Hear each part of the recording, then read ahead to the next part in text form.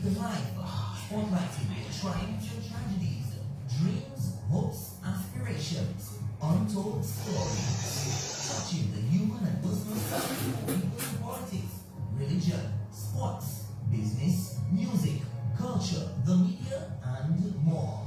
Getting to know our farmers, our public servants, youth, and the ordinary Dominican. Listen to their stories. No limitations, no restrictions, no holds barred. In the Spotlight will also spotlight interesting topics, issues, and relevant situations. Don't miss In the Spotlight on Q95 FM Radio every Monday nights from 8 p.m. In the Spotlight.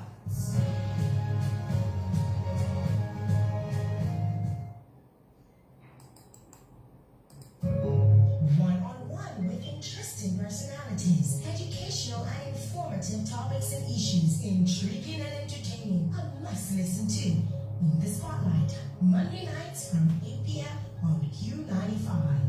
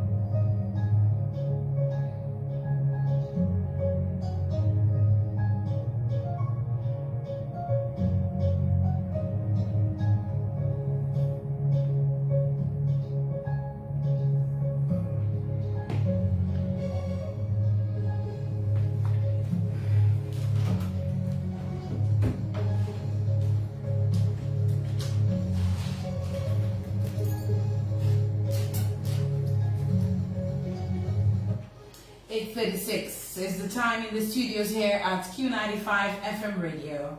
Good evening, one and all. I missed you all so much. It's been a few Mondays since I was last here. And it's an absolute pleasure to be back here tonight for the In the Spotlight radio show. For those of you viewing live on social media, I happen to go live on Fedina Frampton and not the In the Spotlight radio show's page. But whichever way, you have an opportunity to view us on social media via my Facebook page, my personal page, that is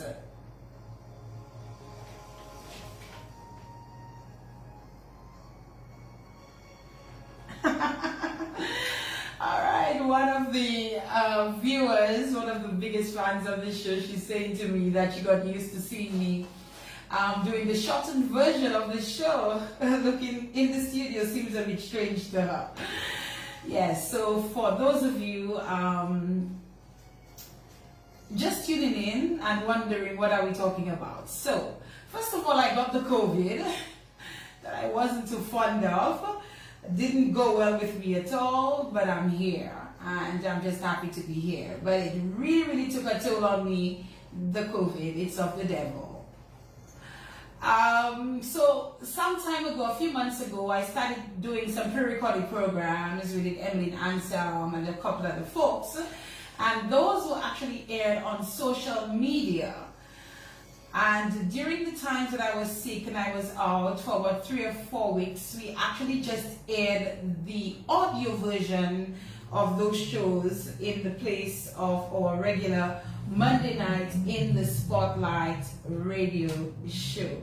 And I guess some people got a bit used to that. They got used to seeing them on social media and enjoying them and all of that good stuff. But remember the OG. The OG is the In the Spotlight radio show. And so, it was just a matter of time once I was better that I would be back in the studio for our regular In the Spotlight radio shows.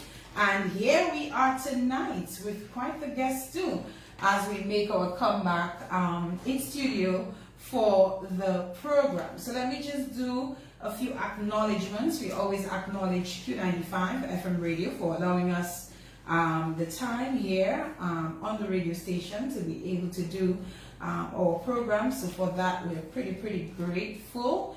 And we want to thank Mr. Gregoire Showing, who is always here, providing some support to us. On social media, we have the In the Spotlight radio show page, well, radio and TV show page right now. We also have the group by the In the Spotlight radio show. We also have our YouTube channel for Dinah F. Frampton. If you want to support the show, you know what to do already. And again, our acknowledgements, Josephine Gabriel and Company Limited. They are the agents for Barefoot Wine and the Tropical Water. Callaloo House Restaurant. So Steve, hopefully Doc, I don't know if Doc is a late eater, but maybe we can get some dinner for Doc, right after the show that he can get to take home and enjoy from Callaloo House and the Great Old House. Dominican News Online, Akim Lowe, Jordan Jerome, friends and supporters, fans, viewers, listeners. We thank you for joining us for the In the Spotlight radio show tonight. 8:40 is the time in the studios, and my guest thinks he's going to be here for 1 hour. But what he doesn't know is that hour flies by so very quickly. Before you know it, it's an hour and a half, and then it's 2 hours, and then we're wrapping up. So let's see how that goes tonight. So we're coming right back with the In the Spotlight radio show. One of my friends who normally supports the show, he asked me if we're running late at 8:33. No, we're not running late. So Q95 has pushed forward every program by half an hour, and so pushed back every program by half an hour. And so we started at 8 in the past, and now we're 8:30. Still trying to see how I can get Mr. G to get me back to my 8 o'clock time, which works perfectly for me. So we'll see how that goes. But welcome again, everyone. If you're tuned in via Q95 or you're tuned in via the Facebook Live, we're definitely happy to have you tonight on the In the Spotlight radio show. Thank you to those who are already tuned in and locked in with us. We have our guest in studios, and he goes simply by Dr. Geoffrey Lafond, and it is an absolute pleasure to have him on the In the Spotlight radio show tonight. Doc, good evening and welcome. Good evening, Philina. Thanks for having me, and good evening to all of Dominica and whoever is listening all over the world. It is a pleasure to have you. You can pull the mic a little closer to make you a little bit more comfortable, and you can tip it up a little. That's right, just to be more comfortable.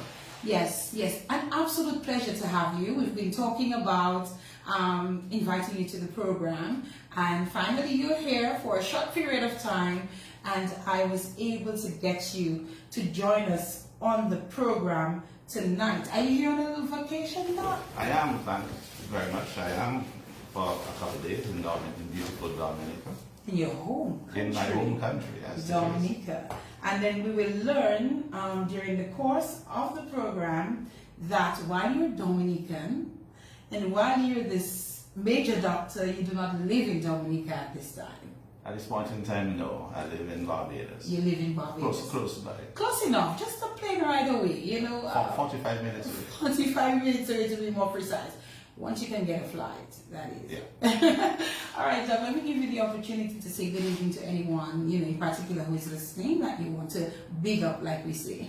Gosh, quite a few people. I must admit, both home and abroad, my mother, who doesn't listen to the radio after 8 o'clock, and she's on listening.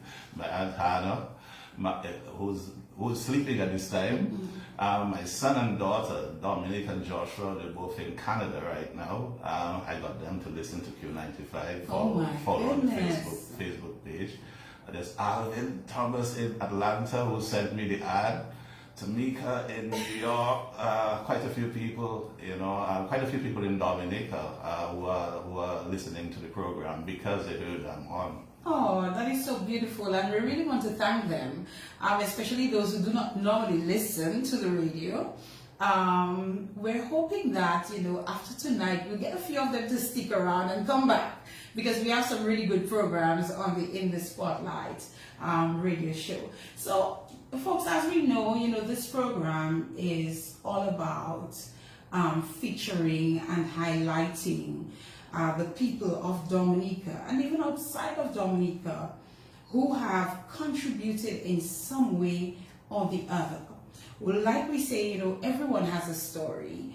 No matter what focus or direction the person's story takes, everyone has a story. And, we're always happy to provide this platform to hear from our people, learn from them, get inspired by them, get motivated by them, and follow their example, especially if it's some good examples. So we're pretty happy to hear. I don't really know your story, Doc. So I'm going to be just like almost the listeners and viewers tonight, getting to know about you. The most I know, the little Lafond is your father. I know you're a doctor, and I know you don't live in Dominica. So you know most of the story. So at least that much I know. So I am grateful to at least know that bit. But let us start the ball rolling, and let us learn a little bit more about you, a little more intimately.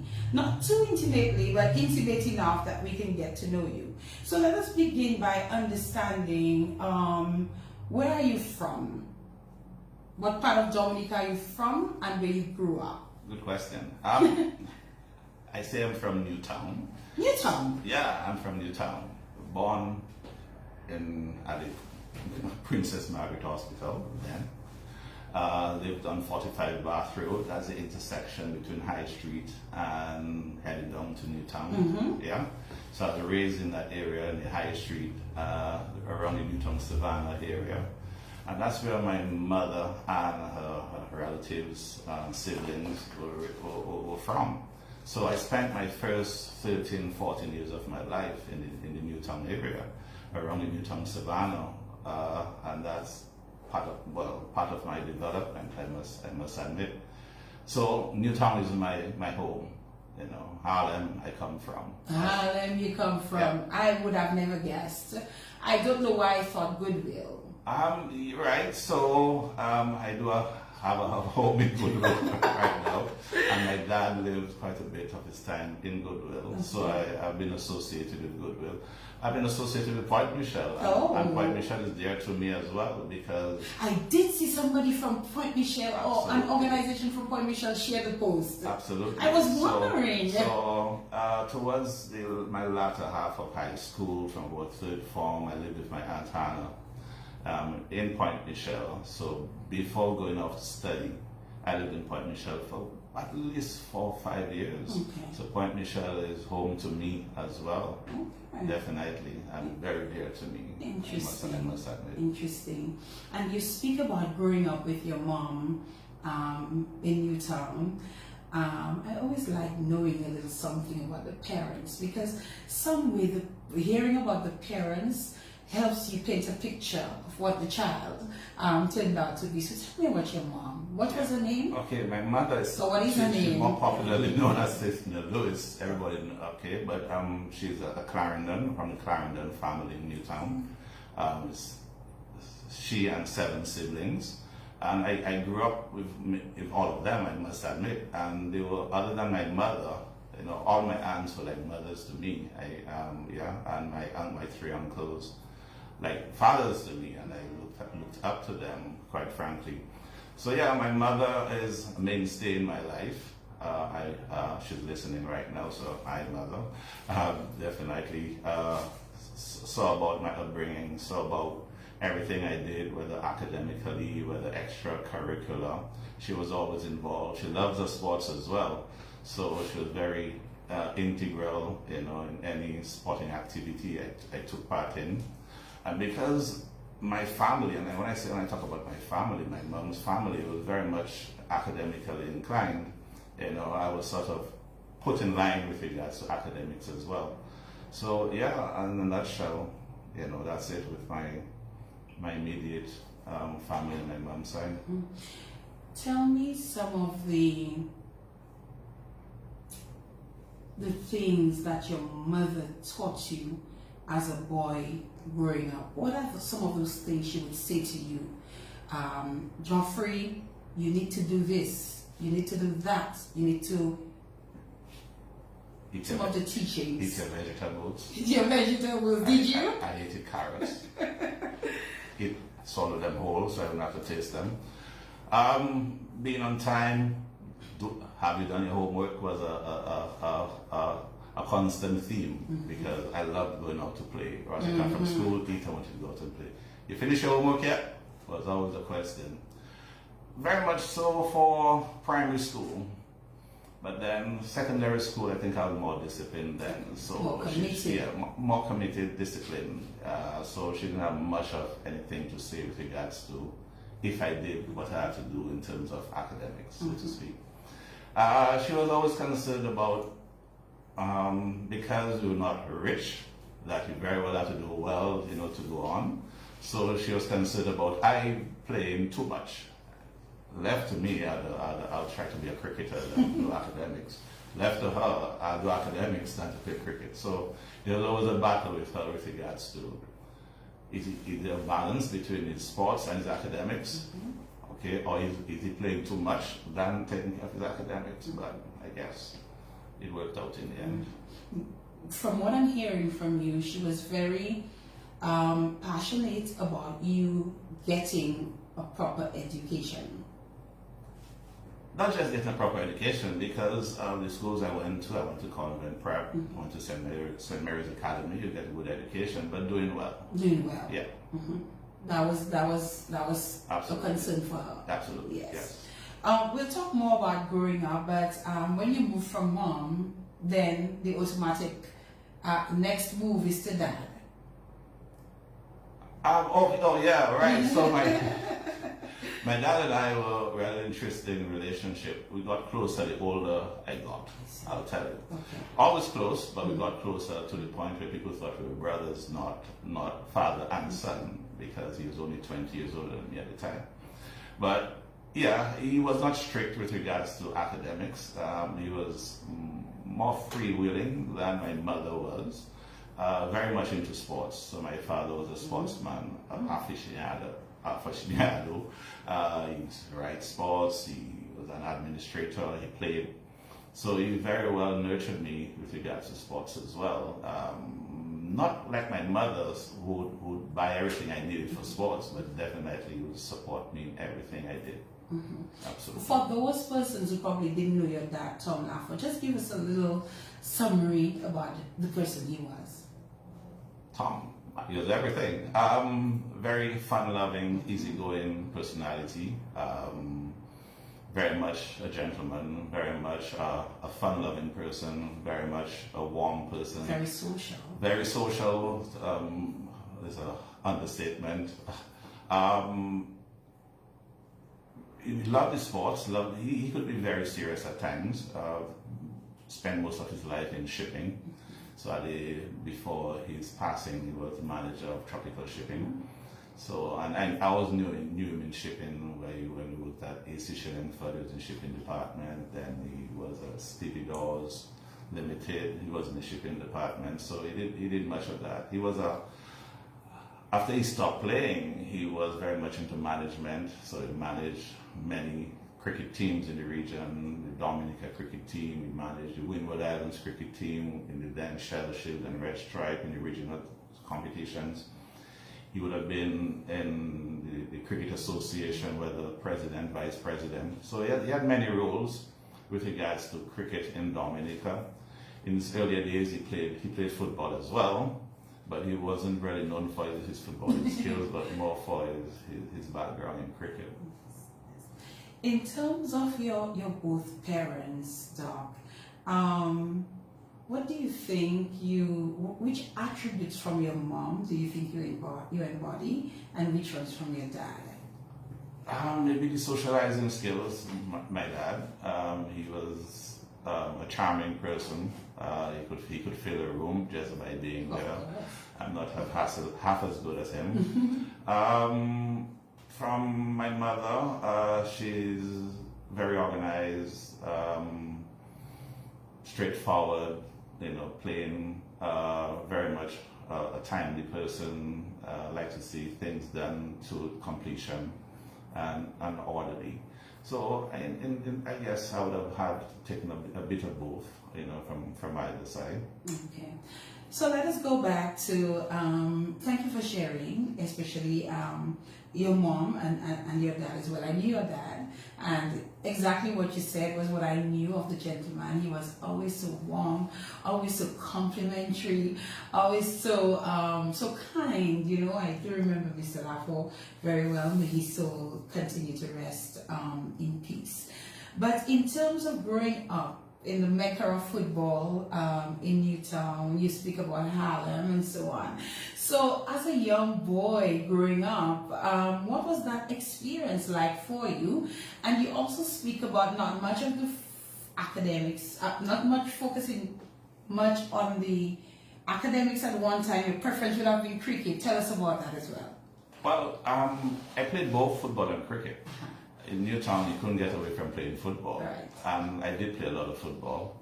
I did play for the Harlem second division once upon a time in my lifetime.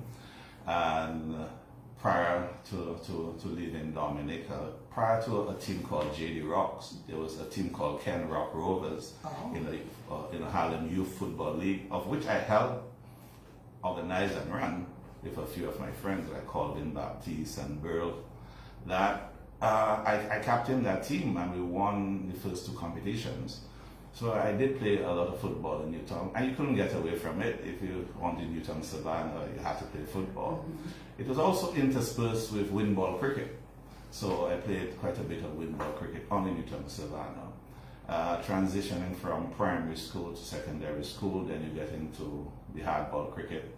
My dad was into hardball cricket as well, so that was easy. Doing that, going to the gardens, going to the Windsor Park as a little boy, scoring. Even before I started playing hardball cricket, I used to be a scorer. So I used to score in the local division competition in the gardens and in the Windsor Park. So then going to SMA, then I got into hardball. I got into hardball cricket more seriously. So the football kind of took a backseat at some point? Not really, because you did both. No one played football or cricket. Most people played both. There's football season, there's cricket season, and you just did both. Even at university, I played both. Played more cricket in Jamaica when I was at university in Jamaica. Then I played more football when I first went to Barbados, until I stopped football and play, and now I still play cricket.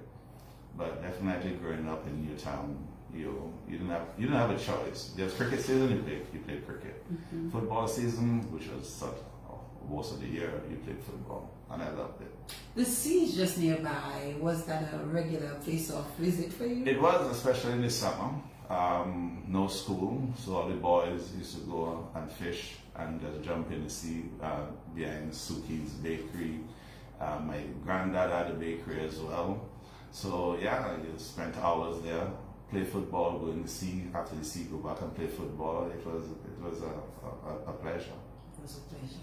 Who are some of the friends you remember growing up with in that community, that you're still friends with even today? I don't see them a lot, but Of course not, you're not here. That is right. Colvin Baptiste, though we never played on the same team, but because we were from Newtown and we went to the SMA and we were in class from 1st to 5th form, still good friends, message every now and then. People like Gary Bertrand, Not Here, Ashton, Emmanuel, Solka, who played for Dominica. These guys played football with them. Quite a few of them migrated, overseas. Some you still see on the road now and then in different states, but yeah. Okay. All right. 8:58 is the time in the studios here at Q95. We're live with Dr. Geoffrey Lafond, and we're just chatting a bit. Yeah. So let's talk about school days. How far in the early days can you remember? For example, can you remember going to preschool? I didn't go to preschool. You did not? I was lucky to have a stay-at-home grandmother who took care of me for the first few years. But I do remember my first day at school. At primary school? At primary school, Uh-huh. yeah. You remember that? Yeah, I did a number one on myself, and they had to take me straight back home. What happened? Were you nervous? I was extremely nervous. I used to be nervous for every first day of every new class I went to in primary school. So the first 2 days of going to school in convent prep, kindergarten 1, I went myself and they had to take me back home. Oh my goodness. Did your classmates laugh at you? I can't remember my classmates at all, but my family made me remember it. I guess they never make you forget either. Definitely. So that is interesting that you actually remember the first day of primary school and what happened with you on that day. But generally, how much do you remember about your days back then in school? Let's talk about primary. I went to convent prep, and So that happened at convent prep? It did. Oh my. Many moons ago. I had a wonderful, I can't remember how many years at convent prep, 6, 7 years at convent prep. From kindergarten 1 up to grade 6. I had wonderful teachers, wonderful classmates, about 30 of us, and we were always steadfast friends. We had little altercations now and then. Of course. But yeah, the wonderful class. Some people you may still know. I remember people like Carlin Roberts, Carlin Daytouche, Carla Harris, Carl Nassif of Carl Nassif fame here. He was a classmate. One of my best friends, and we're still best friends from kindergarten 2, Herbert Singer. He lives in New York now. He's a social anthropologist. We're still friends from school. Hubert Robin. Steve Johnson, who used to be in tourism here in Antigua. He's in New York right now. Yeah. Quite a number of us. Some of us we still keep in touch, and great friends. But my convent prep days were wonderful. Was it common entrance at that time? Yes, I did common entrance. I could still remember what I came out to the island. You do? Absolutely. It was always a joke with a friend of mine and with my mother as well. How so? So I came second in the island. You did? Yeah. And the person who came out first subsequently became a very good friend of mine, Clifford Murphy. And he beat me by 1 mark. Yeah? And I always remember a question in social studies for which I had the correct answer. Then I went back and took it out and put the incorrect answer. So it's always a joke at home. But that's all right. That you could have been number 1. Could have been. Yeah. Who knows? Do you remember the question though? What it had to do with at least. I see you have a very good memory. I can't remember the question now, but maybe sometime tomorrow I'll remember. After you're no longer here, right? Yes. That is interesting, and it's good that you and the person are still pretty good friends. Even today. Did you at that time, Doc, at primary school, when you were doing your schoolwork and getting ready for the common entrance exams, did you already know what the thought was in terms of a career? Absolutely not. No. Not even. No. Absolutely not. Absolutely, yeah. Nothing. Nothing. Not the normal, I want to be a policeman, I want to be a doctor, I want to be a lawyer. No. So the doctor was nowhere there as yet. Not even in 5th form, not even in 6th form. Interesting. So you did the primary school thing, came second in the island, could have been first, and then you went on to St. Mary's Academy. Yes. Was that your choice? Was that your parents' choice? I shouldn't say that publicly, but... You should. I shouldn't say it publicly, but I'll give you that story. Tell me. I am very close to my Uncle Quentin. My Uncle Quentin went to the Dominica Grammar School. And I followed him everywhere he went, saw the their sporting activities, and the Dominica Grammar School was top in sports in those days. Hands down, they had a wonderful sports master, Mr. Ossie Savary. And I wanted to go to grammar school because of the sporting activities. So after I passed the common entrance, I told my mother, geez, I want to go to grammar school. She said, Bonnie, your father registered in SME already, you know. Oh my goodness. It was funny, because my father went to St. Mary's Academy, you know. I guess it was a natural. Sort of, Yeah. It was. So he went. So he didn't take you along in those days. You didn't have to take the child along. You don't remember. I can't remember that. I know I was registered at St. Mary's Academy already. And you had to go to St. Mary's. And I went to St. And I don't regret a day of it. You don't regret it. Absolutely But were you not. disappointed though initially when No. you were told? Didn't matter.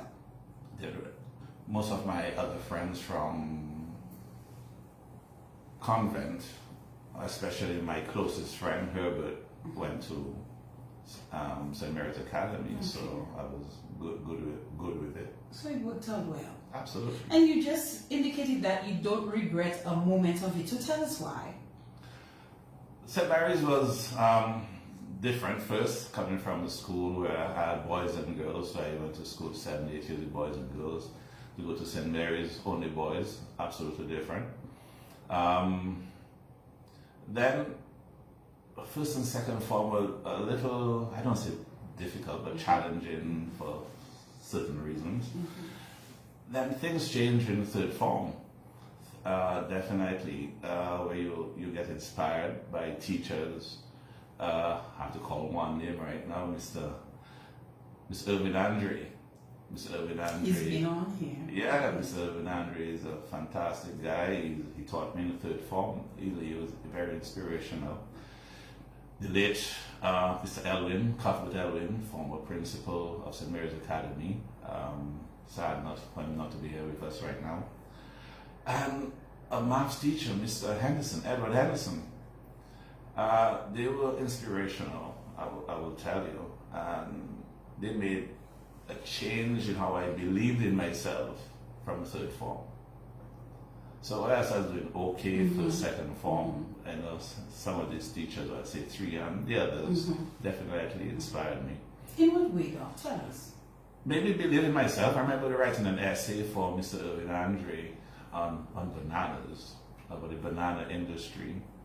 And he gave me something like 90 or 95.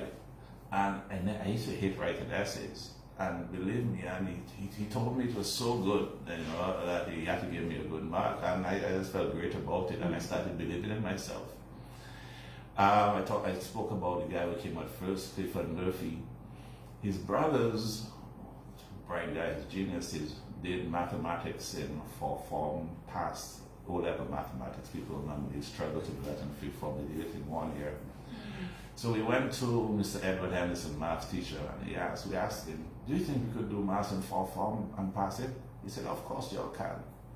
And I think these words were the most inspirational words, ever. Yes, you can. Yes, you can. And made a difference to me, just had to work towards it. And I started doing better in school. If I was doing good already, I started doing better. Believing in myself because other people believed in me. Did you sit the math exam in 4th form? Absolutely. And did you pass? Yes, we did. All of you?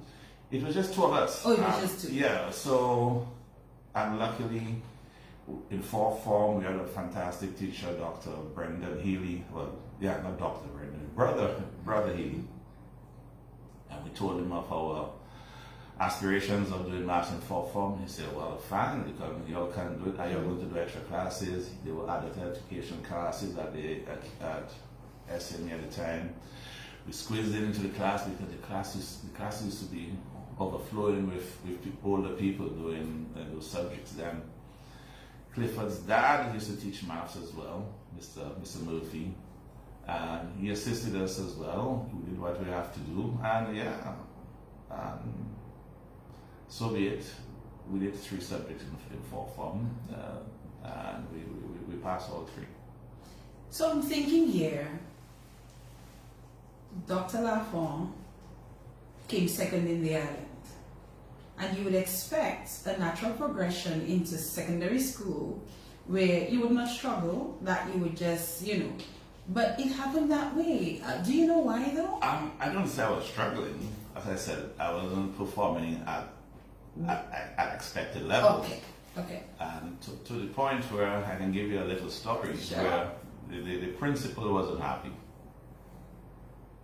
So I remember coming out second in second form, and they were clapping for the guys for the second, third. And Brother Jermaine says on the platform, don't clap for Geoffrey Lafond. You can do much better than that. Are you kidding? Yes. And you were second. That happened, yeah. Oh my goodness. Yeah. I guess he knew your potential. He did. What you could He did, do. definitely. He did. So outside of the academics, tell us about the extracurricular activities that you engaged in. So, at SMA, I played football and cricket as well. I represented the school in cricket, not football. I played football for Harlem, not for SMA. So fortunately, I was called up for trials on the Dominican under 19 team. So I made the under 19 team cricket at SMA. So I was called up about 4 times, twice at SMA. I played when I was in 4th form. I didn't play in 5th form because it coincided with exams. So the training coincided with exams, O-level exams, so I didn't play. When I went to 6th form, I played after my 2nd year for the Dominican under 19 team then as well. Okay. I have a message there stating that I should tell Geoffrey his first love is listening. Great job. Proud of him. So I don't know if your first love is your mom, is your friend, somebody. Tell Geoffrey his first love is listening. Could be your first child. I don't know. Somebody just wanted you to know that they're listening, and it must be a good friend or family member. Must be a good friend or family member who is listening right now. So when the 5 years ended at the St. Mary's Academy, at what level was Geoffrey in terms of his exams and the next level? I got a few prizes at graduation. I was Student of the Year. I got the prize for science, I think, something like that it was called. So yeah, I got a few awards and being the Student of the Year at St. Mary's Academy. Then basically had a wonderful time at St. Mary's. Teachers were wonderful. I was treated like a king at St. Mary's, I must tell you. The Christian brothers always looked out for me. If I was there late at night, they would call me over for dinner with them. Was at St. Mary's Academy as well. I represented Dominica in the Caricom Schools quiz, and as well as the local school quiz, inter-school quiz put on by Father Jolly. So I was well known in Dominica because of Father Jolly's Know Your Word school quiz. So I made a name for myself in the school, in that. But wonderful time at St. Mary's Academy. A Catholic school, did that mean that you were also Catholic? Yes, I was born a Catholic. Okay. Any thoughts around that time to get into the brotherhood or the priesthood? Absolutely not. I've had a few people come through here and say, yes, I had the thoughts, and yes, I was going to, I changed my mind and so on. Because you seem pretty close with the brothers at the school. Yes. Somebody might have tried to influence you out there. None did. There was a joke they made every time I went for dinner, but I can't say it on air. A clean joke. A clean joke. But I can't say but it you on cannot air. say it on air. Absolutely A clean not. joke that can't be said on air. Okay. We'll take it at that, Doc. Maybe somewhere along the way you might say, you know what, I'm really going to give you all that clean joke that I couldn't say on air. Maybe. All right, it is 9:13, the time in the studios. Our guest tonight is a gynecologist, obstetrician, is that correct? Okay. Yes, Dr. Geoffrey Lafond, whom I'm pretty pleased that he accepted our invite to be here in the studios. You know, I've been messaging him, please let me know when you're going to be in Dominica.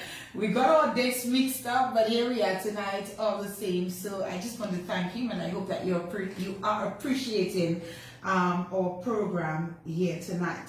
So, Dr. Lafond, once you had completed St. Mary's Academy, you got a few awards, you did well.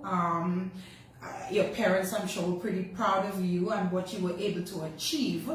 At that stage, what would be the next move for you?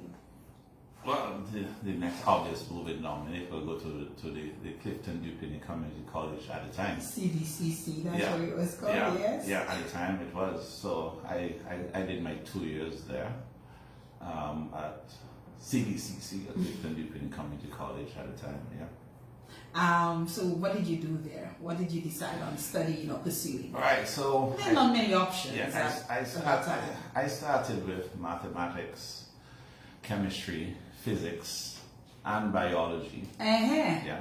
4. Yeah, I did 2 days of biology and dropped out. And I did further maths on my own. It wasn't a taught subject. I prepared for that on my own. Explain that again. So you dropped biology after 2 days. Yeah. You were not interested. No. But you're a doctor today. Right. So that's I guess we'll get to the subsequent. I hope. I'm waiting to hear, because I don't understand how a doctor drops off biology when there's some kind of link there. And then in terms of the maths, explain that about the maths?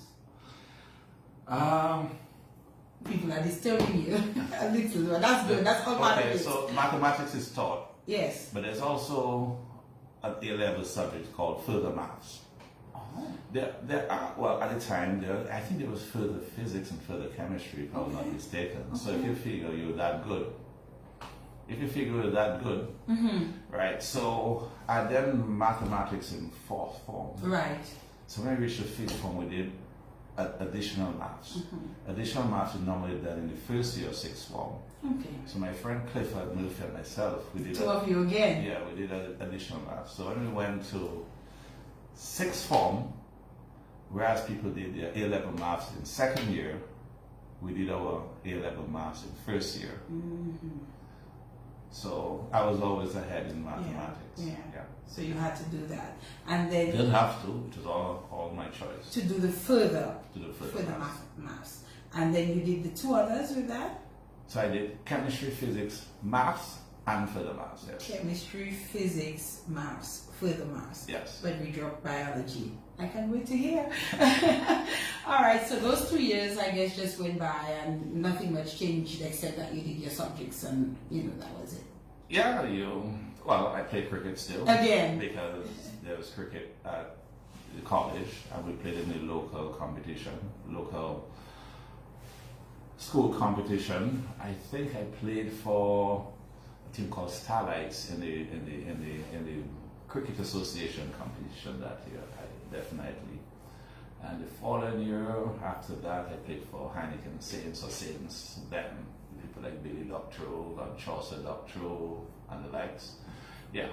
So yeah, I did my 2 years at 6th form college, then I won the Island Scholarship at the end of the 2 years. At the end of the 2 years, you were the Island Scholar. Yeah. And I was just about to ask you, in terms of playing cricket and playing in leagues and all of that, if that in any way impacted I know that there has to be a balance between the academics and studying and doing all of that, and getting engaged in some kind of social activity. But in no way did that affect your... No, because I tended to do most of my studying at night, and we play during the day, and you have what we call a work-life balance, but a work a school sport balance.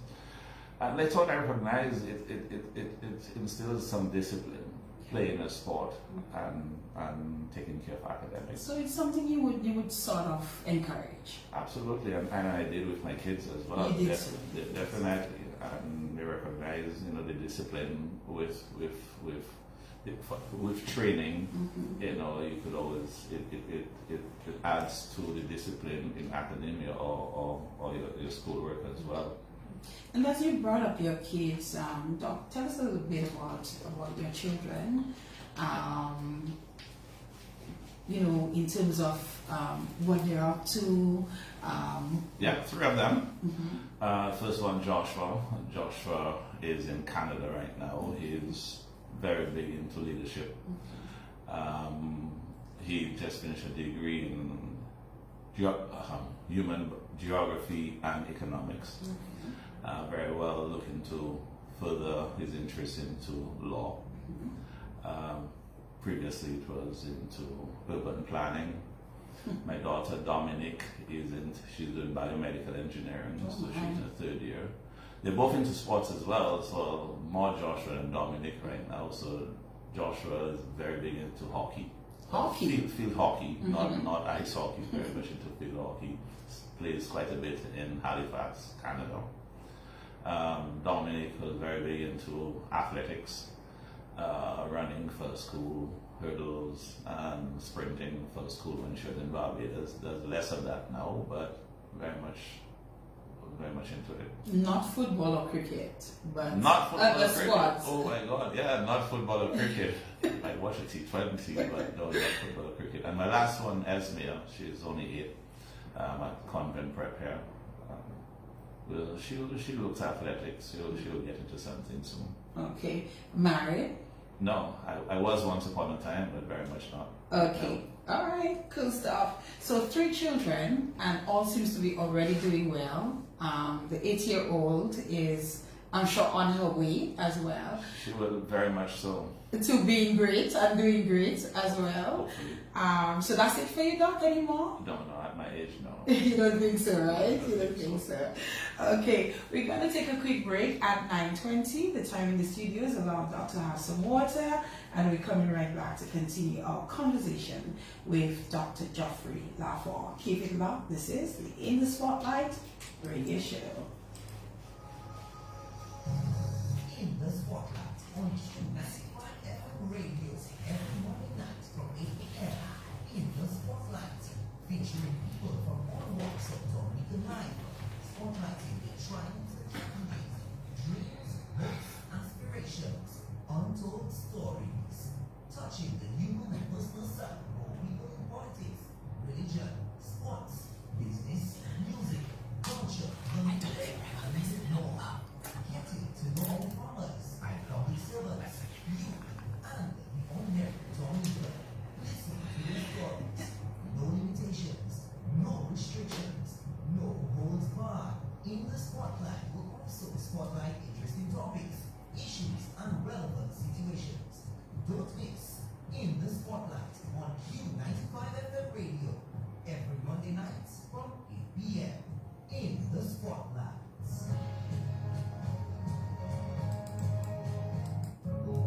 One-on-one with interesting personalities, educational and informative topics and issues, intriguing and entertaining. A must listen to. In the Spotlight, Monday nights from 8 p.m. on Q95.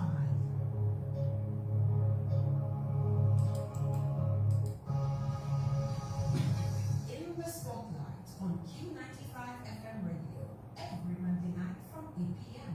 In the Spotlight, featuring people from all walks of Dominican life, spotlighting their triumphs and tragedies, dreams, hopes, and aspirations, untold stories, touching the human and personal side of all people in politics, religion, sports, business, music, culture, the media, and more. Getting to know our farmers, public servants, youth, the ordinary Dominican. Listen to their stories. No limitations, no restrictions, no holds barred. In the Spotlight will also spotlight interesting topics, issues, and relevant situations. Don't miss In the Spotlight on Q95 FM radio every Monday night from 8 p.m.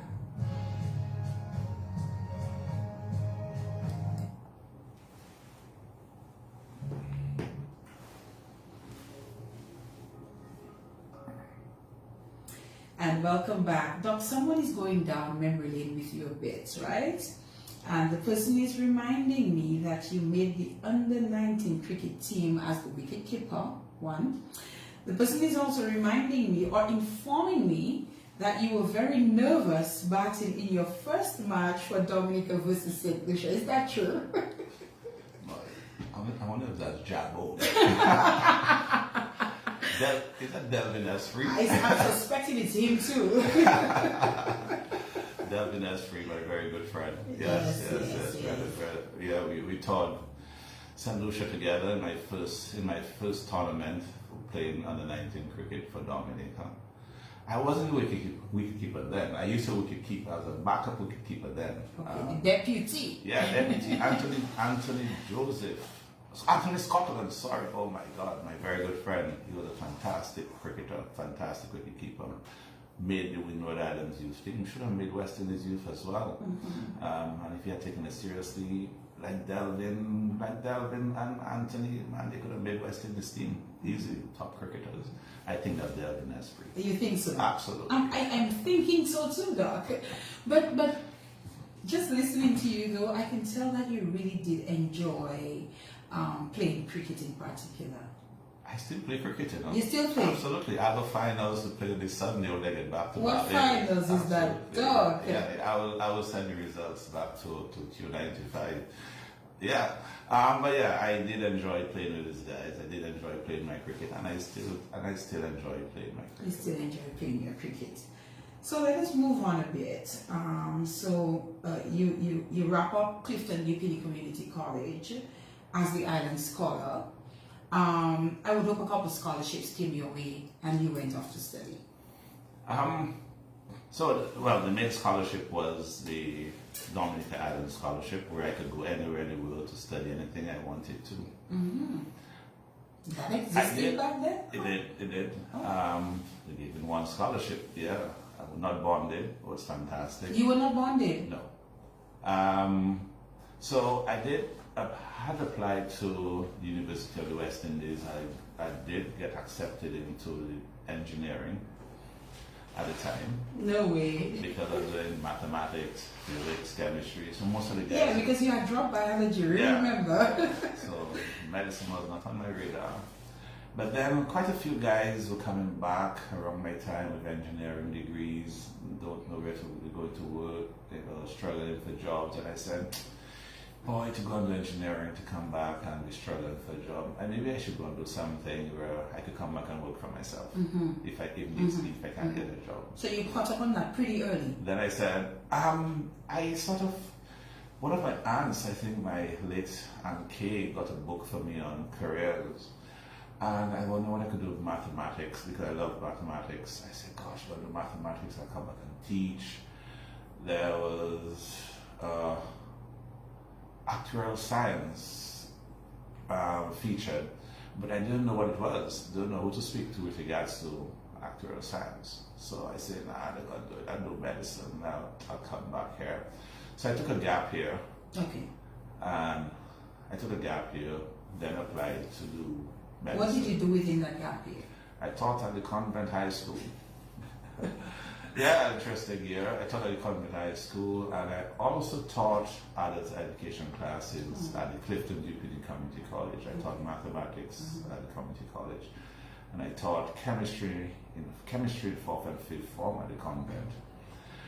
Taught Spanish in 3 3rd forms at the convent. Oh my goodness. And I taught history in a 3rd form, but for 1 month. I don't know what to say. I'm going to tell you, oh gosh, teaching history was the worst experiences in my life. I did history in 4th form and dropped it. You dropped history and you went teaching history? Yeah, because they wanted a teacher who could do Spanish and chemistry. And they slide in history because they recognized I did history.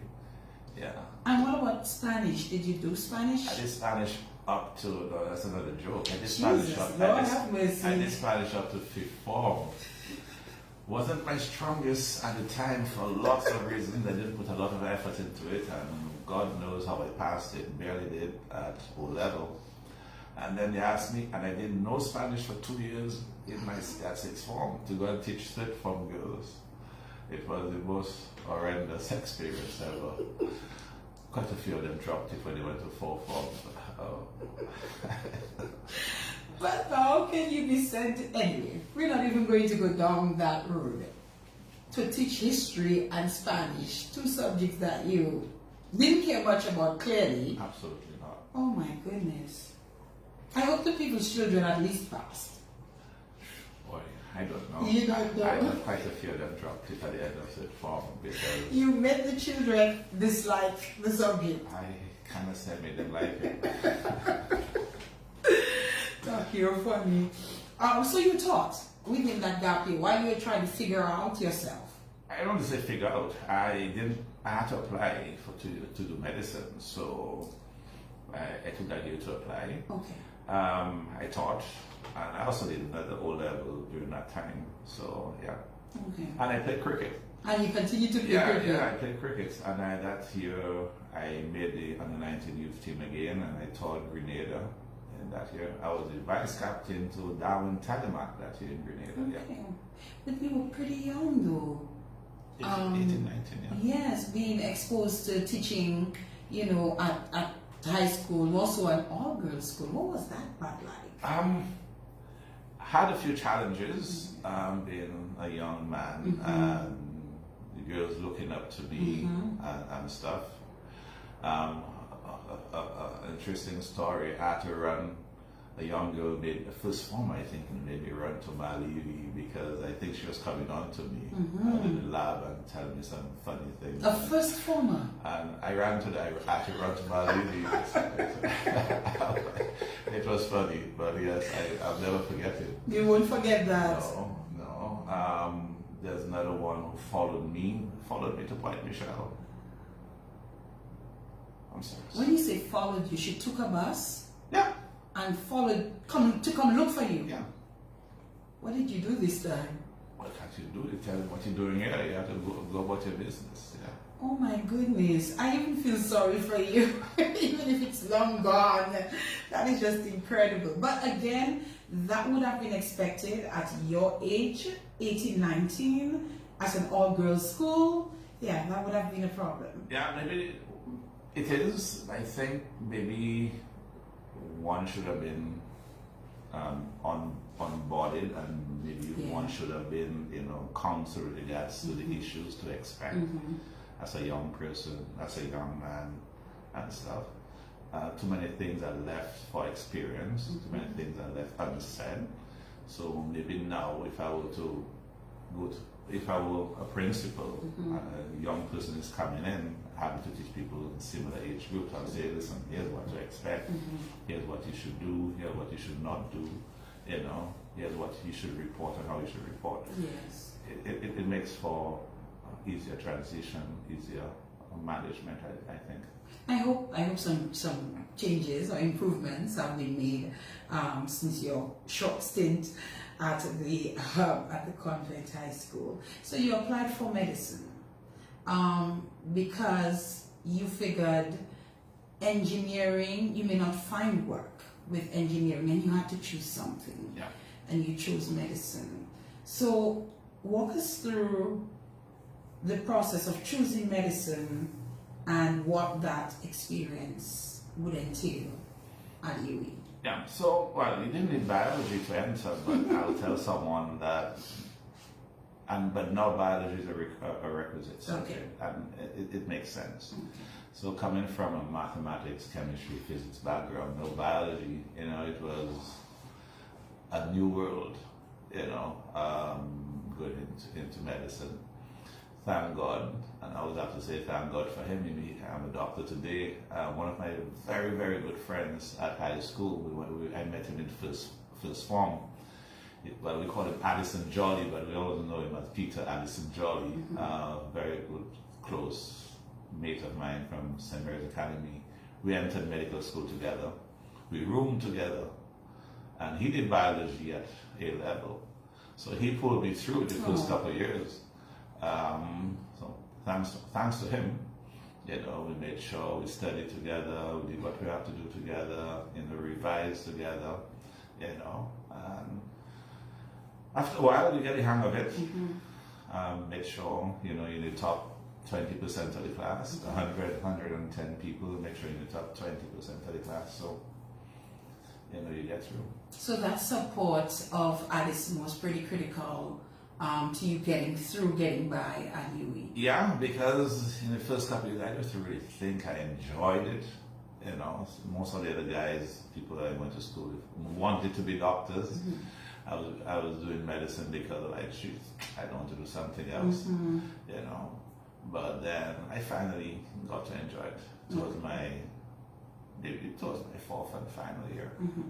So the first four years involves what? Right. So the first 3 years are mainly preclinical. Well, the first 2 years for sure, preclinical subjects like anatomy, physiology, biochemistry. So not really dealing with people, so to speak.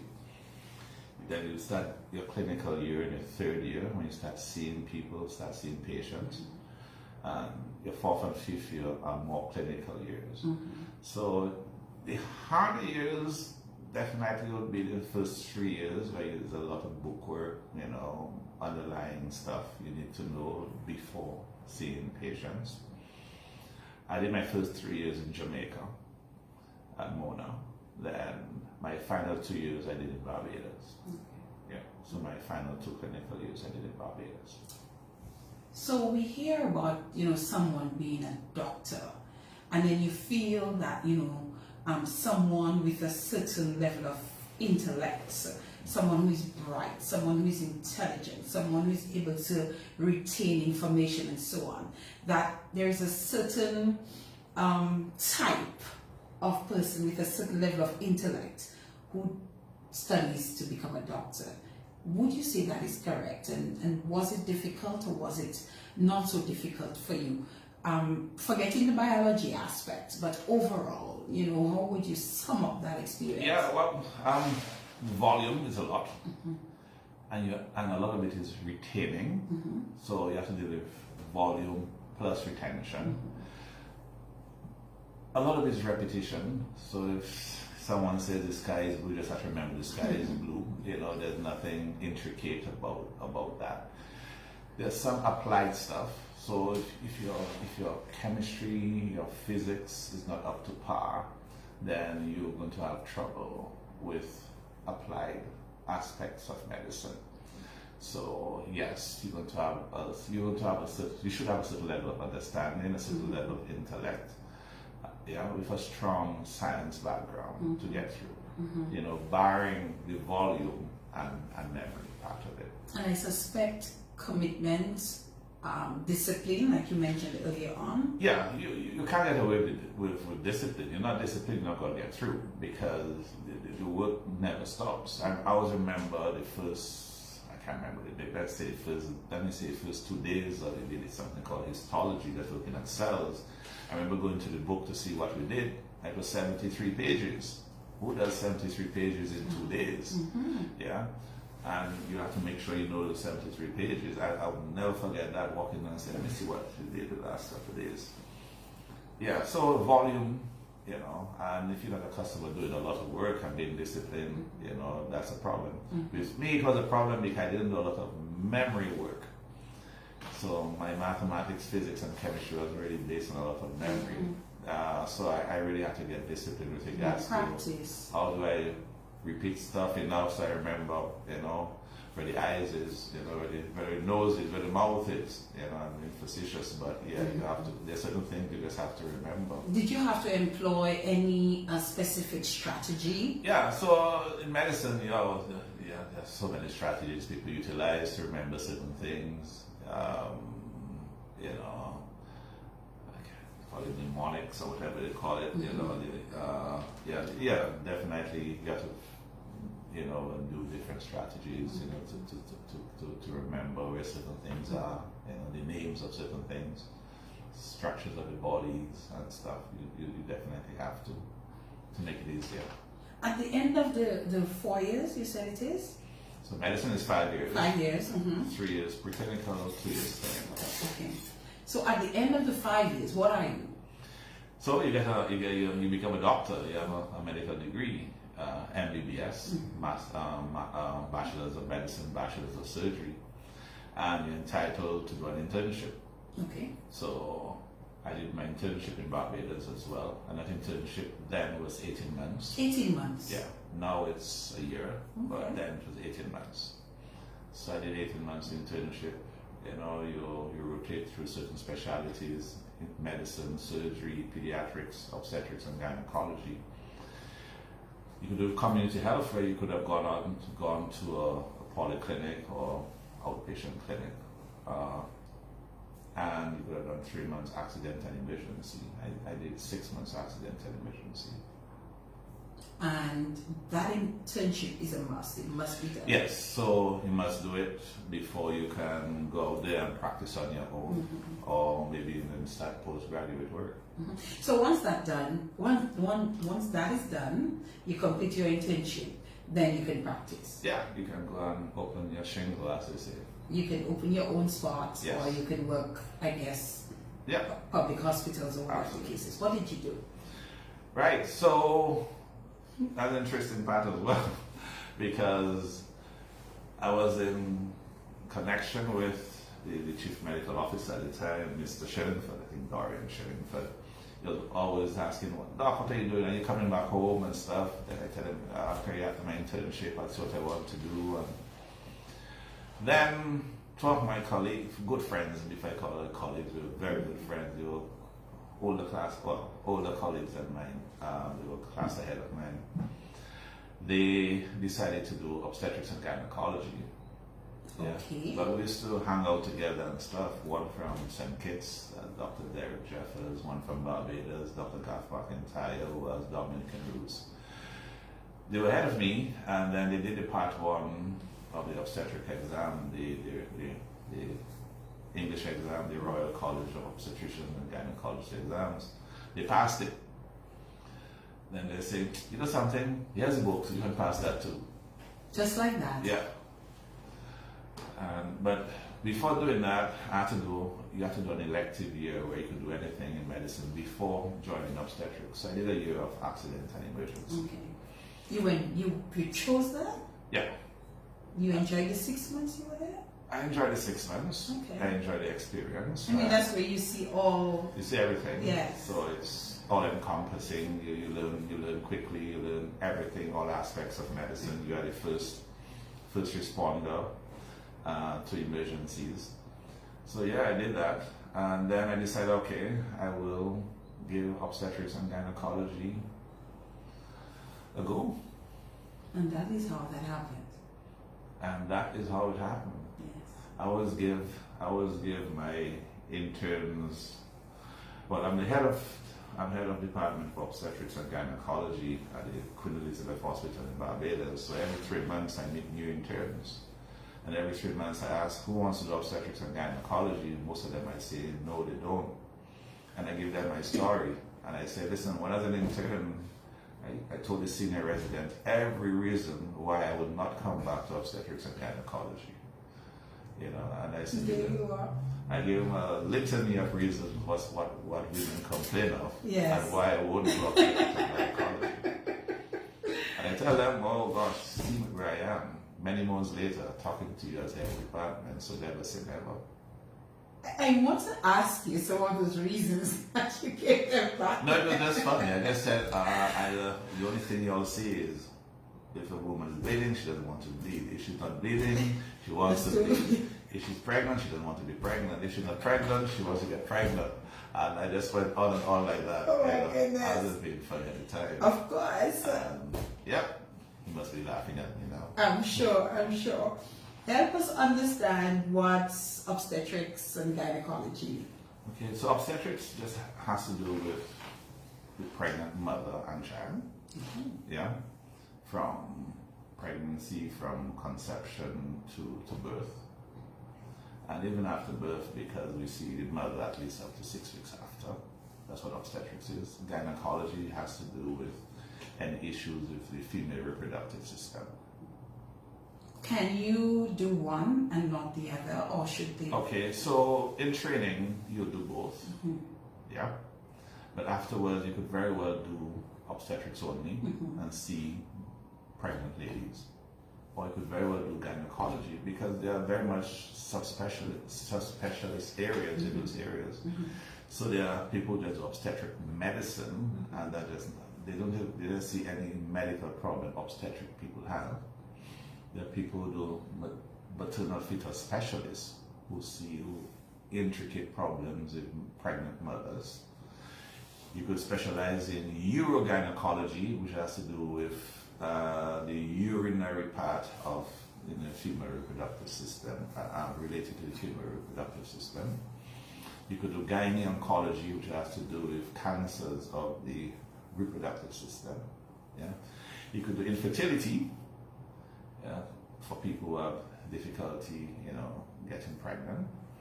And the people now doing adolescent and pediatric gynecology, that's for children and teenagers who have gynecological issues. So yes, you can do one and not the other. The people, as they get older, they move away from obstetrics because they don't want to be getting out to delivering babies at night and so on and so forth. It just could be very taxing. So they just do gynecology only, which is something could just be a little easier. You gave us quite a list of the various options, but you decided to stick with these two. Any particular reason? So I'm really a generalist in obstetrics and gynecology. If I had an inkling or choice, I would have done maternal fetal medicine. If you had a choice, I'd do maternal fetal medicine. Okay. As a subspecialty. Okay. All right. As a subspecialty. Okay, but so you couldn't have? I could, if I wanted to go back and do some more fellowship work studying, yeah. Okay, just going to take a quick break for a moment, and then we're going to come right back with Dr. Lafond. Keep it locked.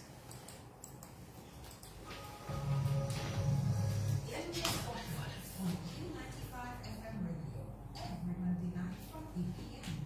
in the Spotlight, featuring people from all walks of Dominican life, spotlighting their triumphs and tragedies, dreams, hopes, and aspirations, untold stories, touching the human and personal side of all people in politics, religion, sports, from business, music, culture, the media, and more.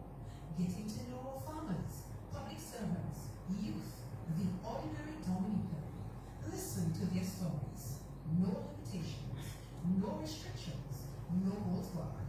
In the Spotlight, we'll also spotlight interesting topics, issues, and relevant situations. Don't miss In the Spotlight on Q95 FM radio every night from 8 p.m.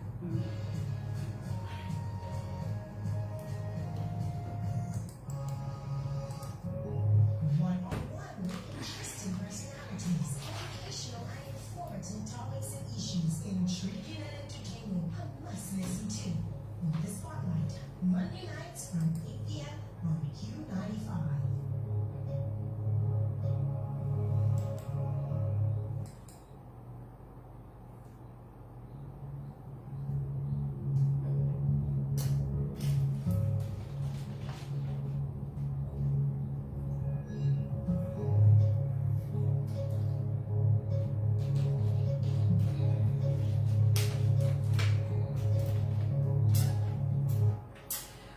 In the Spotlight radio show here with Dr. Geoffrey Lafond. Just a little note there from our folks at the Great Old House, just reminding us to get our dinner. So I hope Doc, can get some dinner tonight when he goes home. We can relax and reflect on what a wonderful program that we have, because we're having quite a wonderful program, Doc. So before our just tiny distraction, you were saying that if you had the opportunity, you would have done. Maternal fetal medicine really delves into it's obstetrics mainly, looking at any issues the mother or baby may have. Yeah, obstetricians do that, but maternal fetal people do therapy as well. So,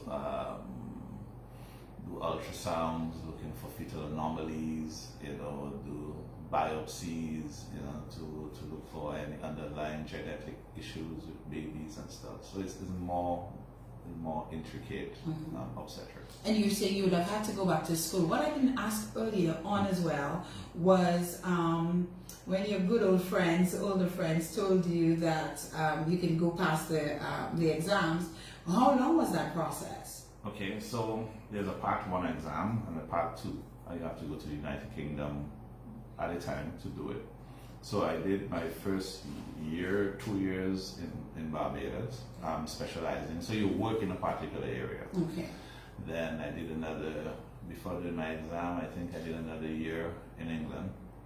So I went to the UK, did another year before doing my second part. So yeah, so it takes at least, it took at least with the elective year, 4 years. So that's a total of 8. You're talking about studying in total? Yeah, from a total of 8 years. For your first degree? Yes, for the first degree. Yeah, and you then 5, then internship. Oh, 5, so that's 9. You could say 9. 10, almost. Almost, if you want to be a specialist, yes. Yeah. But being a specialist, you're working in an area. That's what it is. Doing exams as well. Was it worth it after doing all of it? It is. You enjoy what you do. If you enjoy what you do, yes. You enjoy getting people better, seeing them happy, seeing them come out with happy bouncing baby or babies. Yeah. Happy fathers as well. Relieving women of their issues, whether they have heavy bleeding or no bleeding or trying to get pregnant and they've gotten pregnant. Absolutely. So at the end of the day, you're happy to make people better. And that's what it's all about. And that's what it's all about. Especially bringing new life into That the part world. of it as well, yes. Yes. So you ended up in Barbados. You decided to stay there. Talk us through. Yeah, okay. Could you get to work here? I could, and that's a very interesting aspect of my life. So I got back to Barbados maybe late '98. The plan was to come back to Dominica. There was a job waiting for me in Dominica because Dr. Sorrento was just retired or retiring. I'd gotten married a couple of years prior, going to finish off in England. So as we came back from England, we said, all right, we'll spend a couple of years in Barbados and get more experience before coming to Dominica, because I know coming to Dominica, you're going to be the it and end all. You're going to have people, you're going to lean on. And then you have one child, that's my son, Joshua. And you say, all right, okay, good. And before you blink again, you have a second child 18 months later, and it's like, gosh, he's a gynecologist, he should know better, use contraception, right? No, 2 children in 2 children in about 2 years. And then there were certain economic upheavals in Dominica at the time, and I had some very good friends. I know one of them is listening right now, and he said, boy, you really want to come back and raise your children in Dominica, things getting bad. Had a few discussions with a couple of close friends. And then opportunities arose in Barbados for my wife then, and for myself. And it was like, all right, I can become a consultant in Barbados. She's a partner of a law firm. I decided, that sounds good. It's a hard decision, considering the economic climate at the time. And I decided, all right, I will stay put. And that's where I've been since I came back from postgraduate work. But that was how long ago? I might tell you my age, if I say so. But yeah, that's about 20-something years ago. Wow. But you still call Dominica home all the same time? Absolutely. I'm here for sure. You could find me here twice a year. Okay. Carnival and Creole Festival. I'm just whispering that out. Yes. But I come in between sometimes. Okay. Dominica is home to me. Dominica is very close to my heart. I still follow everything that goes on in Dominica very closely. Family here, very close friends here. And I have quite a few Dominican patients who fly to Barbados to see me, I would say. I'm registered in Dominica now. That happened after Hurricane Maria, where I volunteered my services Awesome. to the hospital to give the doctors a break from being on call. So I did that. So I got registered then after Maria. So that means you can practice in Dominica. That means I could practice in Dominica. Not something I advertise at all before I get flooded. But no, I do see one or two people. I have seen one or two people in Dominica. But most times my Dominican patients come to Barbados to see me. They fly to Barbados to see you, right? But yeah, Dominica is home. I've been the president of the Dominica Association of Barbados, an association, that it's a social organization as well for Dominicans living in Barbados, and it's also a sort of outreach organization. We help students, we help other Dominicans who are maybe having a hard time. So yeah, so I'm very much Dominican. So just going through some information here. So you are a graduate of the University of the West Indies in medicine, and you've completed postgraduate studies in obstetrics and gynecology. We've established that already.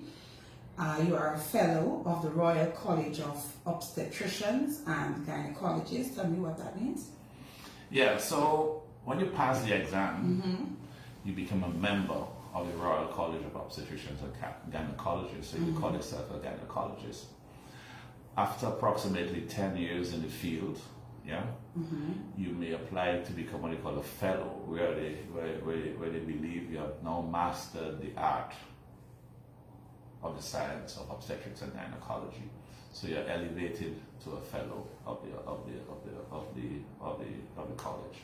And the same applies for the American College of Obstetricians. Yeah, so I'm a fellow of the American College as well, but the Americans do it differently. So if you don't have a membership of the American College, once you have passed a postgrad, they make you a fellow. Okay. But the British elevate you from a member to a fellow. Okay. And you did mention as well, which is very important, you are presently the consultant obstetrician and gynecologist in both private and public practice in Barbados. Yeah, so I work at the main public hospital, at the Queen Elizabeth Hospital, for which I'm the head of department. That's my second stint as the head of department in that department. And I also have a private practice in Barbados as well. So I guess that's where your Dominican clients come to see you. Most times, yes. How does it work? Do you work a certain shift, or how does it work? So how does your office, your private office work? Right, so as a consultant, you have to give at least 21 hours to the hospital per 20 hours a week, I think. Yes. A week, yeah. So we work a normal 40-hour week, doc, so I guess I would half of that. But that's scheduled time, because on call, adds varying amounts of time to those 21 hours. So you may do a clinic or two, you do a theater, you do ward rounds, you do teaching during those times, and you schedule your private practice around that. Yeah. Okay. You're also the president of the Barbados Association. You big time, doc, of obstetricians and gynecologists. Yeah, it's a fledgling organization which came about after COVID, especially after COVID. Okay. And inaugural AGM, I was elected the president of that association. Okay. Director of Caribbean Gynecological Endoscopy Services. Right, so that's a private practice organization, company, where we do keyhole surgery. So instead of having big cuts to get your fibroids out or getting your womb out, for people who need them out, we could do it via keyhole surgery. So I've partnered with 2 other doctors for which we offer those services. So that's a private enterprise where we do keyhole gynecological surgery for women wanting keyhole surgery. Okay. So you seem to be quite grounded in Barbados, though. I suspect after 20-something years, we'd be very lucky if we get you to come back home. I'm always willing to come back home. I always say every day I spend in Barbados is a day closer to getting back to Dominica. So I'm always willing. You're always willing. Yeah. Doc, what has this, entire experience of educating yourself through to becoming an obstetrician, gynecologist, what has the experience been like? And if someone is out there listening to the program tonight and saying, I'm considering going in that direction, even if it's just starting with the initial degree, your experience through this, what would you advise someone who is having the thoughts of following the direction of initially a doctor and maybe further into your field?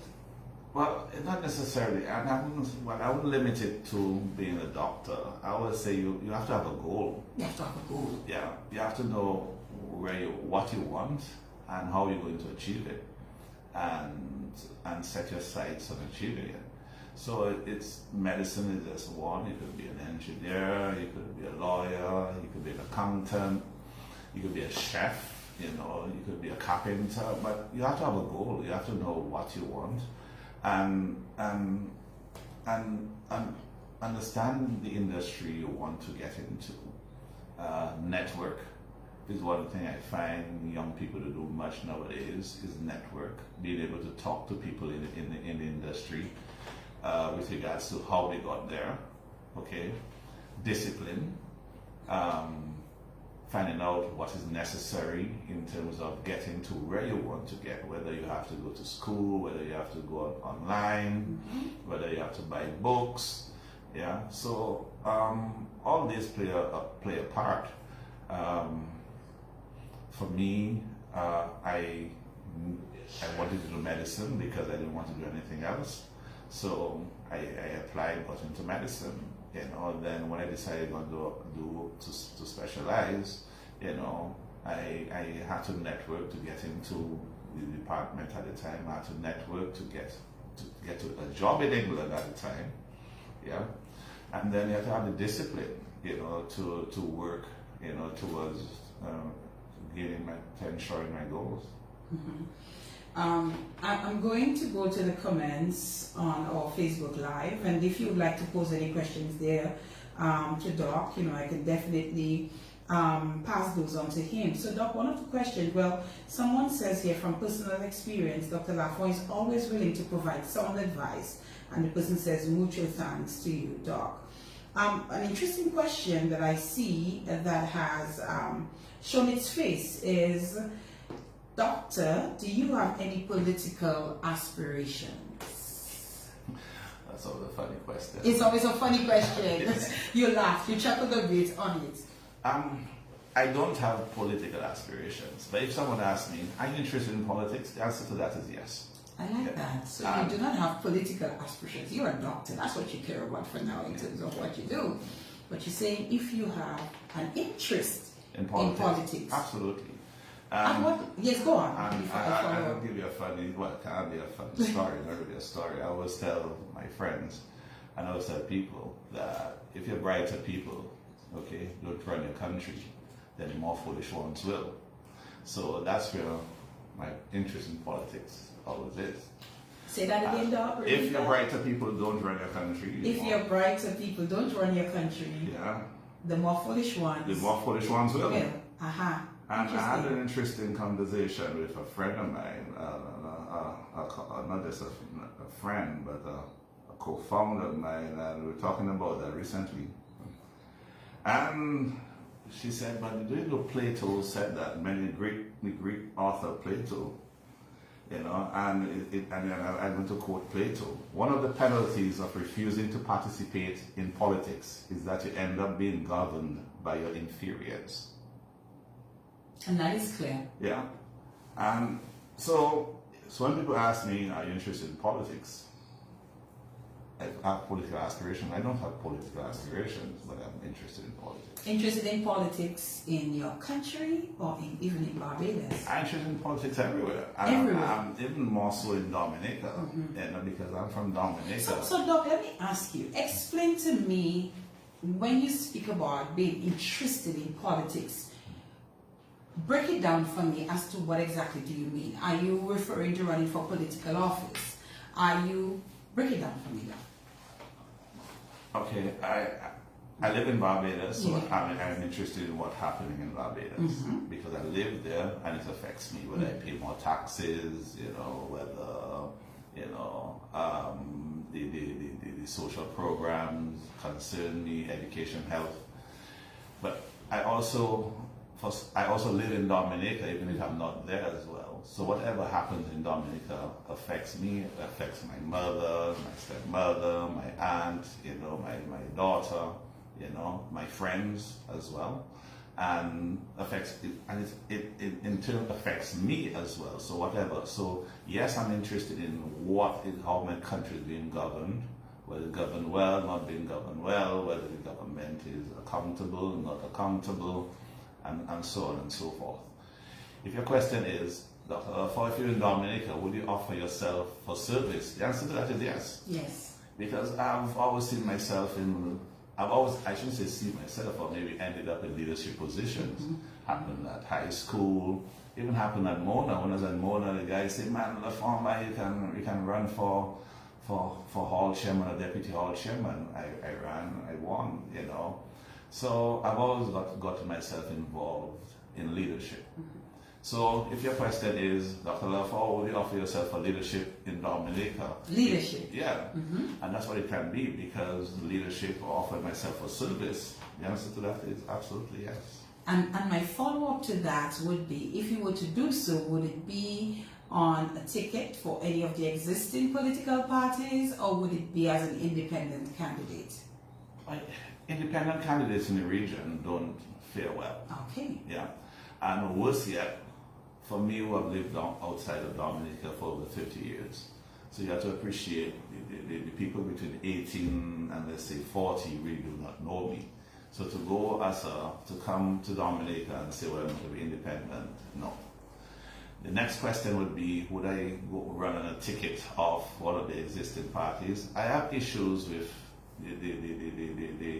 the both primary parties in Dominica at this present time, and being an objective person, and I don't want to say I like this one more than the other.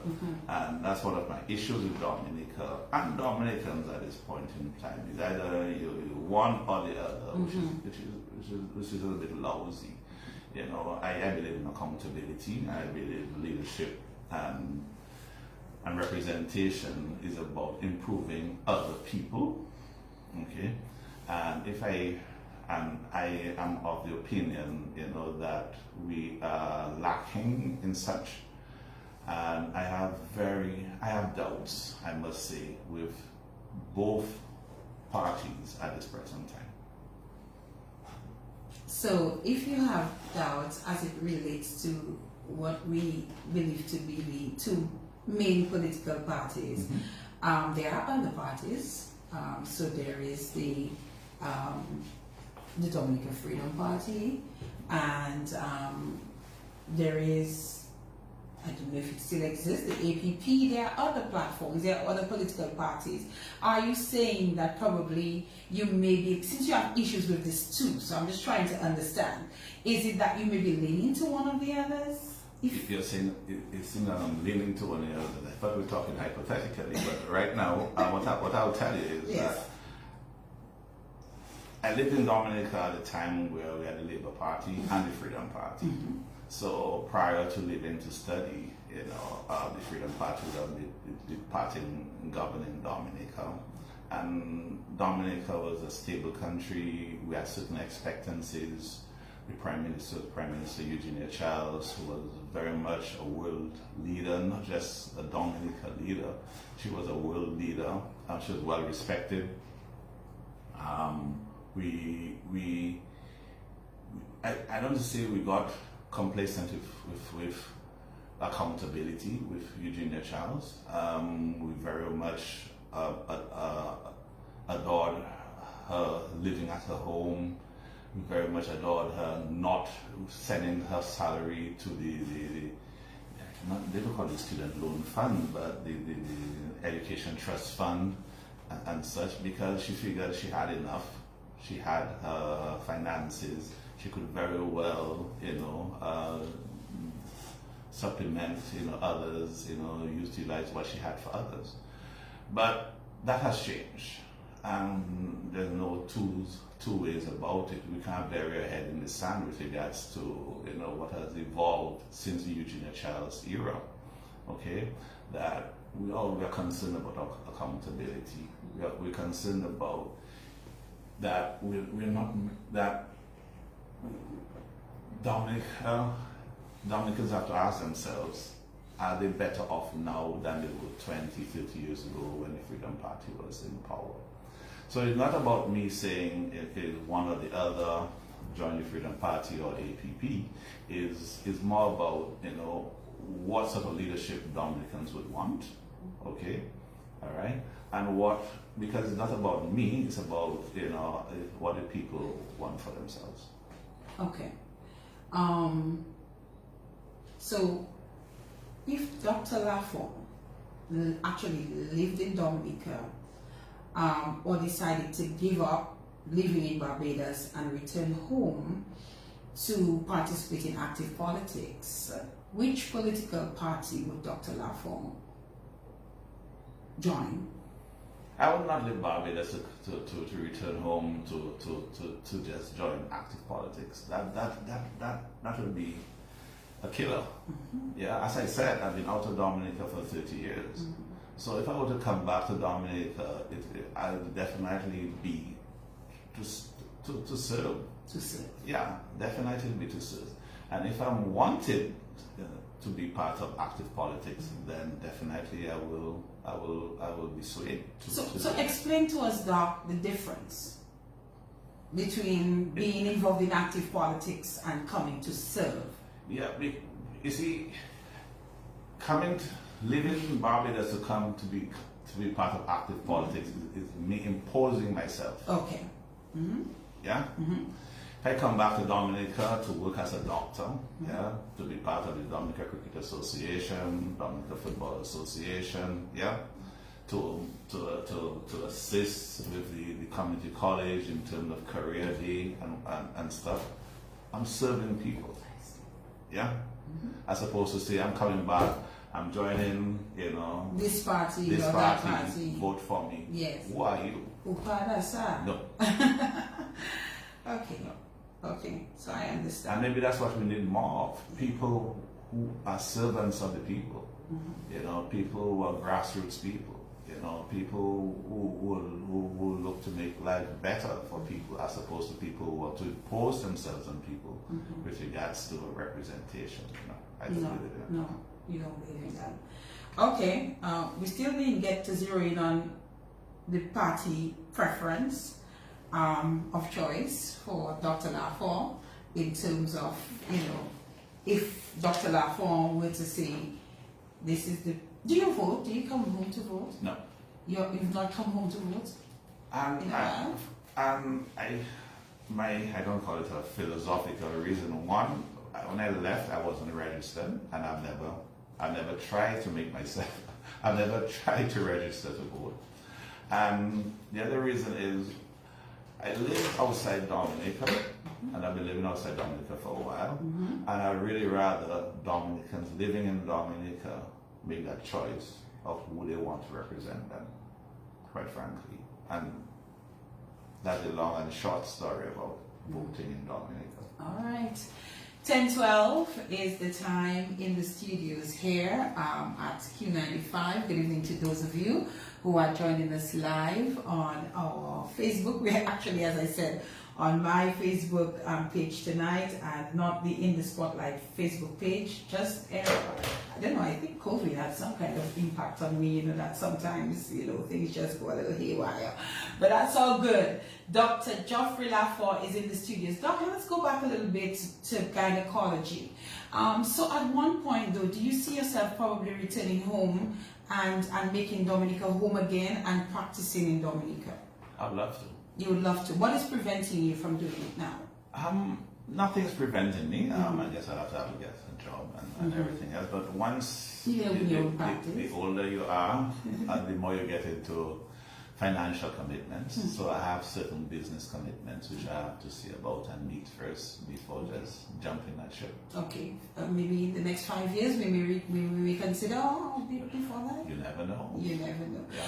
All right, so Doc, in terms of, let us just talk a little bit about the job that you do for people like me. What is a typical day like for a doctor, a gynecologist, private practice possibly, because you don't do much of it at the hospital per se? Well, it just depends on what day. So in my private practice, I start appointments at 8 o'clock. 8 o'clock. Yeah. What is a typical day like for you, and what do we come in to complain about? Myriad of complaints, whether you're pregnant for antenatal care, women with heavy menstrual bleeding, fibroids, women who are trying to get pregnant, women who have irregular periods, women who have infertility issues, trying to get pregnant but cannot get pregnant, pelvic pain, vaginal discharges, etc. Etc. Yeah. And you do not have there is not a challenge of women being concerned that, I mean, I don't think that's a thing anymore in terms of a doctor, gynecologist being a male and not necessarily a female. No, women are quite used to it. Yes. Because majority of gynecologists happen to be male. It just happen to be that way. It's a challenging field for females, especially because of the time, especially if you want to have a family and keep a family. The times could be onerous, heading out to do deliveries in the middle of the night, anytime. So that could be challenging because babies come at any time, and for some reason they come, between midnight and 5 o'clock in the morning. But yeah, with regards to the public hospital, there's a day for clinics. So a morning clinic in obstetrics, so you see pregnant women. Afternoon for any gynecological issues for women who are in public care. I don't say administrative day, but the day where we do teachings and meetings, so also invariably a Wednesday, and that could be an hour, 2-3 hours. You have the ward rounds, and do teaching ward rounds as well. So you teach medical students, you teach postgraduate students, going around patients. That could take anywhere between an hour, 2 hours, 3 hours sometimes, depending on the level of teaching you're doing. There are theatre days where you operate, and theatre days start at 8 o'clock in the morning. And what type of operations do? Cesarean sections, women who want hysterectomies because of any gynecological issue, cancer, fibroids. Myomectomies where we remove fibroids but retain the womb, tubal ligations, ovarian cystectomies, taking out cysts in the ovaries, taking out ovaries alone. So yeah, there are myriad of. So you do all of that. You do all of that, yeah. And the older women who have vaginal prolapse, where the womb is coming out through the vagina, so we do repairs and the vaginal hysterectomies as well. So a myriad of stuff. Tell us about one of the most challenging experiences that you've had, whether it be in surgery, whether it be during birth. Do any pop up? Why? A few could. Surgery, maybe most recent, seeing a woman who had what we had to convert from having fibroids removed to a hysterectomy, and but it was a more anesthetic issue where her heart stopped and they had to do resuscitation.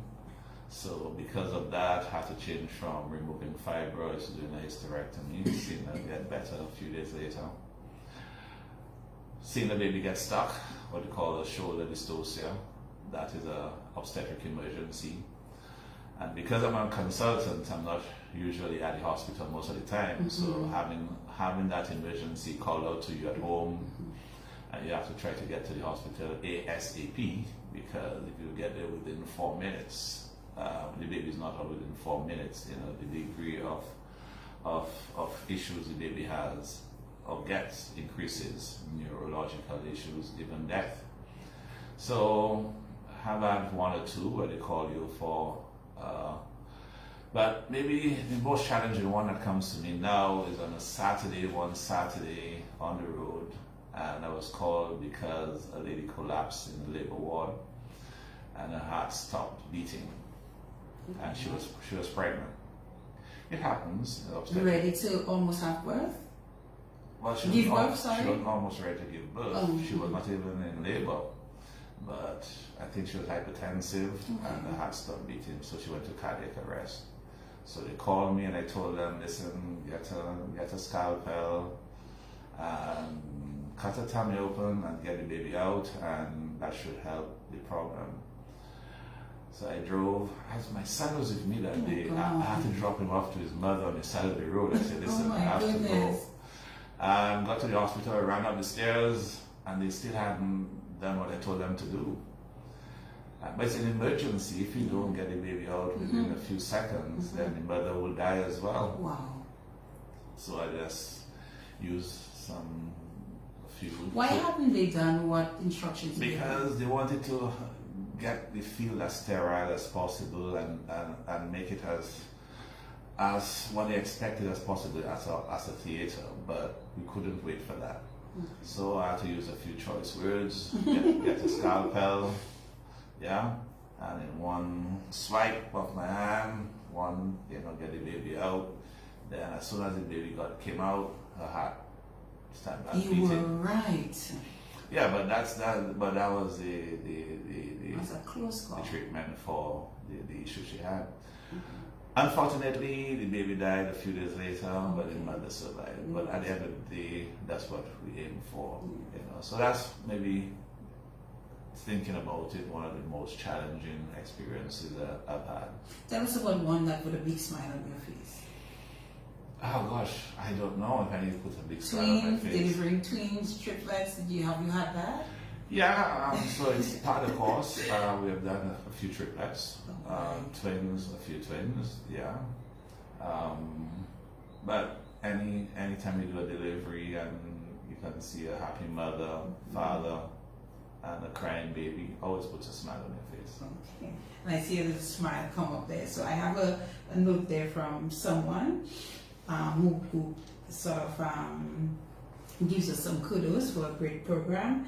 And then he says, Dr. Lafond is a great ambassador, helping Dominicans in so many ways who come to Barbados. So I need to start looking out for Doc when I go to Barbados. A really nice guy who I can call a genuine friend. And I'm going to tell you who that friend is. It's Mr. Billy Doctorow. You did mention his name a bit earlier on. Did you ever get an offer to come back home to work prior to COVID? That's what somebody's asking. Because you said you came back during COVID to help. No, I came back after marriage. I came back after marriage. Sorry. I came back after. So they're asking, did you ever get an offer to come back home to work prior to COVID? No. No. No offer. Asking about politics, if he was or he's still interested. Yes, he is. He's still interested. He answered that. Doc, where do we go from here? In terms of your future, whether it be staying in Barbados, coming back to Dominica, are you writing a book? What is up? What is up for the future? In the immediate future, no major plans, quite frankly. At present, I had a house in Mondarnell was damaged, so that's been renovated. Well, a new house has been built right now. A new one. So that's immediate future. I'm still playing my cricket, so that is the immediate future. A book. I have friends who say, Jeff, you should write a book. I think you should. I think you have the story for a book. For different reasons, they asked me to write a book.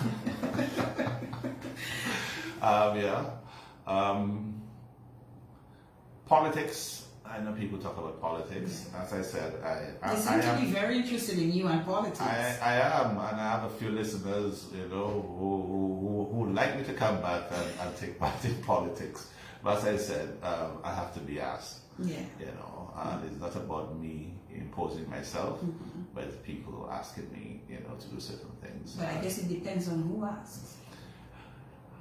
People, Dominicans, no matter who, Dominicans, yeah.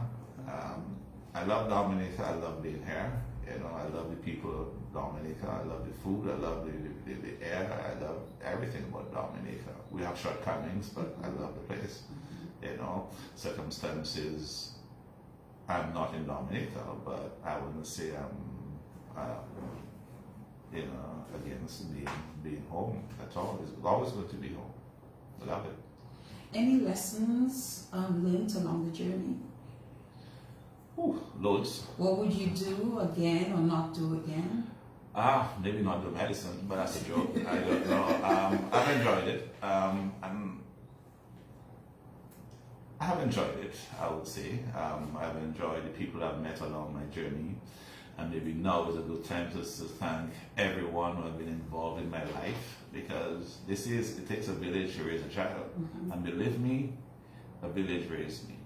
And as I'm telling a good friend of mine that, Ken Emmanuel up in Newtown, Ken's Juice. Yes. I haven't seen him in years, but boy, I always have to say, I want to say thank you.